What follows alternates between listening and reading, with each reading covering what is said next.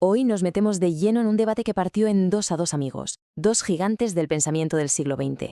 Theodor Adorno y Walter Benjamin se enfrentaron a una pregunta terrible. Después de una tragedia que no se puede ni nombrar, ¿qué se supone que tiene que hacer el arte? Y aquí está, la frase que lo dinamitó todo, una declaración brutal, casi una sentencia de muerte para el arte. Vamos a dejar que resuene un poco, porque entender qué hay detrás de estas palabras es el centro de todo lo que vamos a ver hoy. Esa es la gran pregunta, ¿verdad? Porque no se trata solo de estar triste o de guardar respeto, no. Detrás de las palabras de Adorno hay una lógica filosófica durísima, y la vamos a desmontar juntos, pieza a pieza. Vale, para empezar hay que meterse de lleno con esta cita tan famosa y tan difícil. ¿Qué quería decir Adorno de verdad con barbarie? Porque, ya os adelanto, no es tan simple como suena. Pero ojo, antes de llegar a la pelea es súper importante entender en qué estaban de acuerdo. Porque sí, ambos veían un enemigo común, una fuerza que amenazaba con dejar al arte, vacío de contenido. Exacto, es que esto no era una discusión de café entre filósofos, ¿eh? Era una respuesta directa, casi visceral, a cómo el capitalismo estaba cogiendo la pintura, la música, todo, y lo estaba convirtiendo en un producto más en la estantería del supermercado, quitándole todo su poder para criticar. Y Adorno, en concreto, le tenía una manía especial al movimiento este de el arte por el arte. Él sostenía que, al centrarse solo en que algo fuera bonito, la burguesía lo había secuestrado para quitarle toda la mala leche, todo el poder subversivo. Era una forma de convertir el arte en simple decoración inofensiva. Muy bien, entonces, si el problema era el mercado, ¿cuál era la solución? Pues aquí es donde sus caminos se separan por completo. Adorno y Benjamin propusieron dos estrategias radicalmente opuestas para, en teoría, salvar al arte. Y aquí está el meollo de la cuestión. Para Adorno, la resistencia estaba en un arte difícil, complejo, que se negara a ser consumido fácilmente. Su propia forma retorcida ya era un acto de protesta. Benjamin, en cambio, iba por un camino totalmente distinto. Él veía en la tecnología, en la fotografía y el cine una oportunidad revolucionaria para liberar el arte y llevárselo a todo el mundo. Para pillar bien a Benjamin es fundamental entender qué es eso del aura. Imagina la sensación de estar en el Louvre delante de la Mona Lisa original. Esa presencia única, esa cosa de es la de verdad, eso es el aura. Pues bien, Benjamin decía que la fotografía y el cine se cargaban ese aura. Y lo mejor es que para él eso era genial, porque lo democratizaba, se lo arrancaba de las manos a la élite. Para Adorno, el arte que molaba era el que protestaba así. Pero no haciendo un panfleto político, ¿eh? El Guernica, por ejemplo, no protesta solo por lo que muestra, sino por cómo lo muestra. Todo roto, disonante, caótico.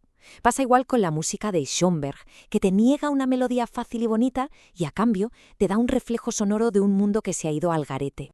Vale, con todo esto en la cabeza, volvamos a la frase del principio, porque ahora podemos entender que la prohibición de Adorno no era una cuestión de dolor o de respeto, nada más, era algo mucho, mucho más hondo. Aquí está la clave de todo. Lo que a Adorno le daba pánico era que cualquier intento de representar el horror de Auschwitz con formas de arte tradicionales, ya sabes, un poema precioso o un cuadro armonioso, acabaría inevitablemente haciéndolo trivial. Le daría un sentido estético, una belleza, a algo que no puede ni debe tenerlo jamás. Y para que se entienda de lujo, mirad este ejemplo más moderno.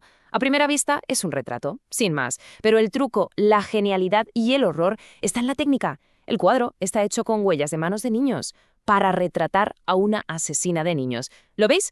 La forma y el contenido chocan de una manera brutal. El horror no está en la historia que cuenta, sino en el propio método de contarla. Esto es justo lo que Adorno buscaba.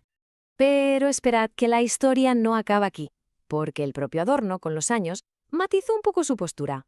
Y además apareció una tercera vía, una que ni él ni Benjamin llegaron a explorar del todo: el cinismo.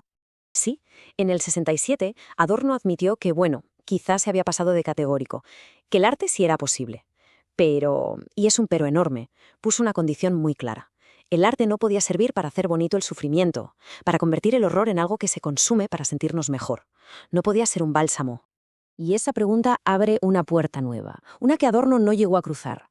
¿Qué pasa si el arte elige un camino completamente diferente? ¿Qué pasa si lo que busca es la provocación pura y dura?